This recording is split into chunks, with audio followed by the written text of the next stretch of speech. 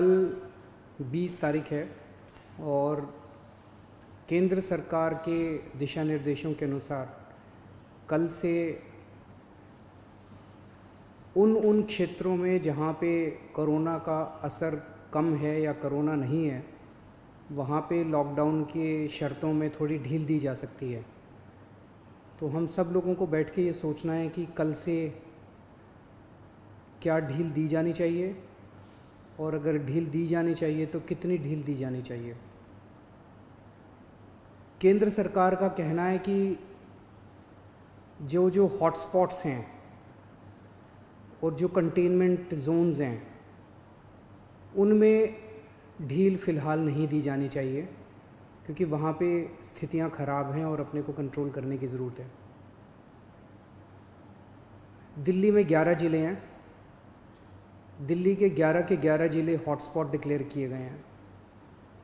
तो केंद्र सरकार के मुताबिक तो सभी कंटेनमेंट जोन्स में ढील नहीं दी जा सकती। हमने दिल्ली सरकार में अपनी भी असेसमेंट की। पिछले कुछ दिनों में मैंने कई एक्सपर्ट से बात की, लोगों से बात की, और उन सारी चर्चाओं का जो नतीजा निकला वो मैं आपके सामने रखना चाहता हूँ।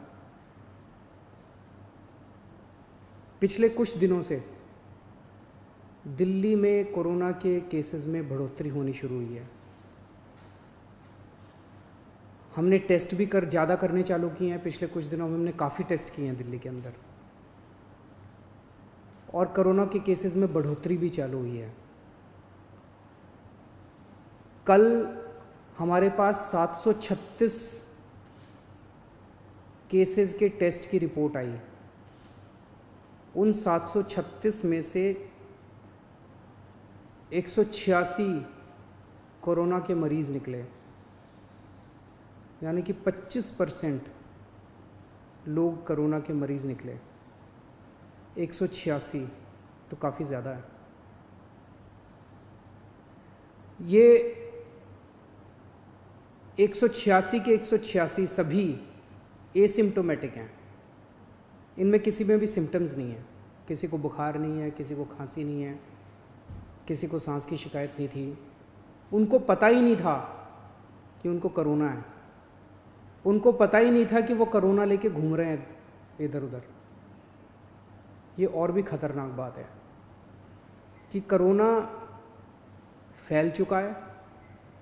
बहुत सारे लोग कोरोना लेके घूम रहे हैं, और ये बीमारी ऐसी है कि किसी को पता भी नहीं चलता कि मुझे बीमारी हो गई है। कई बार सिम्टम्स नहीं आते, बीमारी हो जाती है।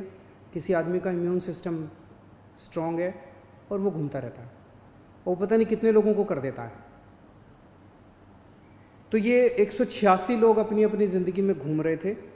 इनमें एक व्यक्ति से जब हमने बात की, उसने बताया जी मैं फलाने फलाने फूड सेंटर में, हम लोगों को खाना बांटते हैं ना, दिल्ली सरकार लोगों को खाना बांटती है, पका हुआ खाना रोज़ देते हैं हम, लंच और डिनर। वो कहता है जी मैं पिछले कुछ दिनों से रोज़ सरकार के फूड सेंटर में जाके खाना बंटवाने का काम कर रहा था। आप सोचो उसने वहाँ कितने लोगों को इन्फेक्ट कर दिया होगा। तो मैंने आज ही आदेश दिए हैं उस फूड सेंटर में जितने लोग आते हैं, मैं एज्यूम कर रहा हूँ कि डेली वही लोग आते होंगे एक सेंटर में खाना खाने के लिए, उन सब की रैपिड टेस्टिंग करवाएंगे जितने भी लोग आते हैं। और दिल्ली में जितने भी हमारे फूड सेंटर्स हैं, उन सभी फूड सेंटर्स में खाना बांटने वाले सभी वॉलंटियर्स का और कर्मचारियों का हम रैपिड टेस्टिंग कराएंगे। तो इससे ये दिखता है कि दिल्ली के अंदर इस टाइम फैलना चालू हो गया है। रोज़ कंटेनमेंट जोन्स बढ़ते जा रहे हैं जहाँ पे ऑपरेशन शील्ड लागू किया जाता है। आज की डेट में 77 कंटेनमेंट जोन बन गए हैं दिल्ली के अंदर। हमने कंटेनमेंट जोन्स में रैंडम टेस्टिंग कराई थी। कहीं से 200 का सैंपल लिया, कहीं से 180 का सैंपल लिया, कहीं से, वहाँ पे रैंडम टेस्टिंग कराई थी। वहाँ पे निकल के आया कि कुछ कंटेनमेंट जोन्स जहाँ पे लोगों ने बात मानी, लोगों ने अनुशासन का पालन किया, लोग अपने अपने घरों में रहे, वहाँ पे एक भी नया केस नहीं आया। लेकिन जहाँ लोगों ने बात नहीं मानी और लोग गलियों में निकल आए, हम उस कंटेनमेंट जोन के अंदर किसी को नहीं आने देते, बाहर किसी को नहीं जाने देते। लेकिन अंदर लोग एक दूसरे के घर में जाते रहते हैं, लोग नहीं मानते, काफ़ी उनको मनाने की कोशिश की जाती है, सख्ती करने की कोशिश की जाती है, लेकिन कई जगह लोग नहीं मानते। जैसे मैंने कल आपको जहांगीरपुरी का उदाहरण दिया, जहांगीरपुरी की एक गली, उसके अंदर एक ही परिवार के कई सारे घर थे, चाचे मामे ताया ये सब, उनमें एक ही परिवार के 26 केस पॉजिटिव निकले, क्योंकि वो माने ही नहीं। कंटेनमेंट जोन होने के बावजूद वो एक दूसरे के घरों में जाते रहे।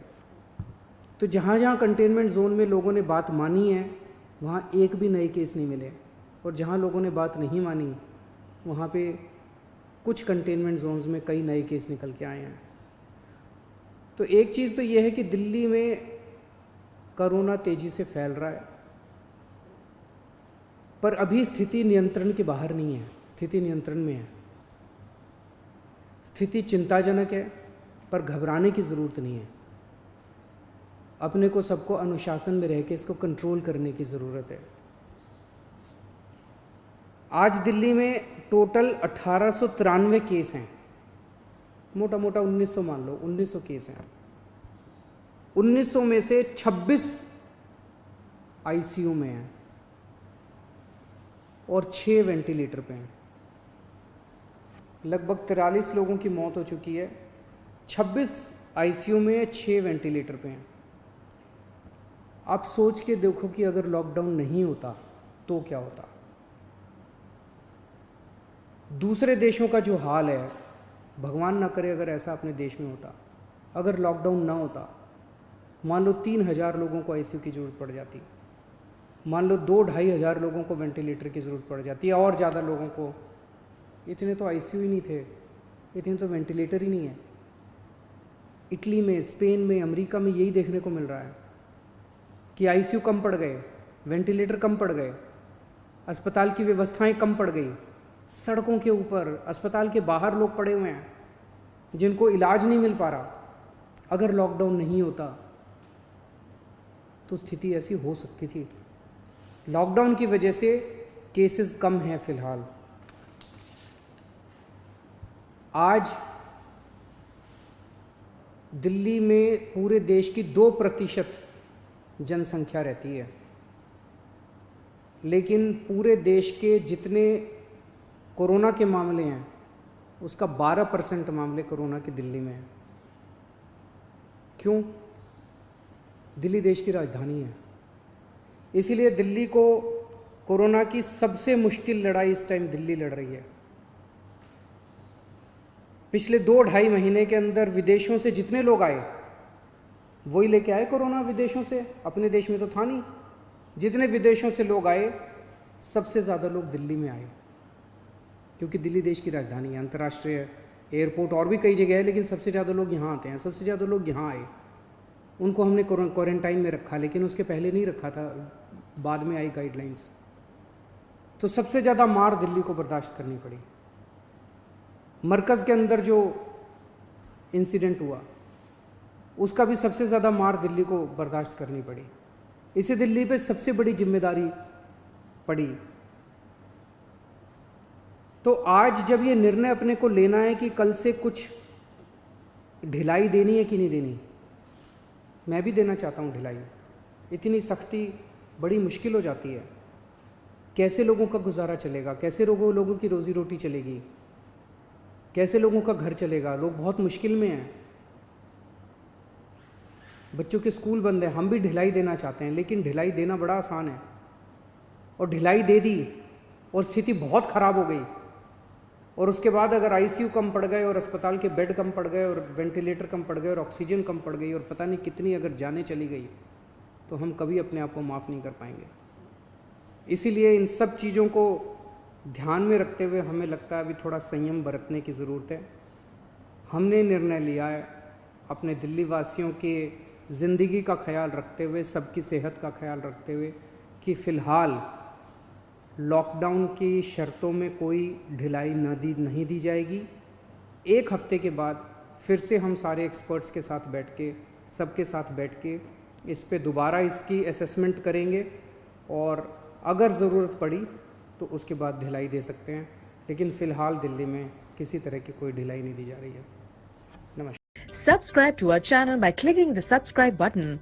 Click the bell button and enjoy the latest uploads from our channel.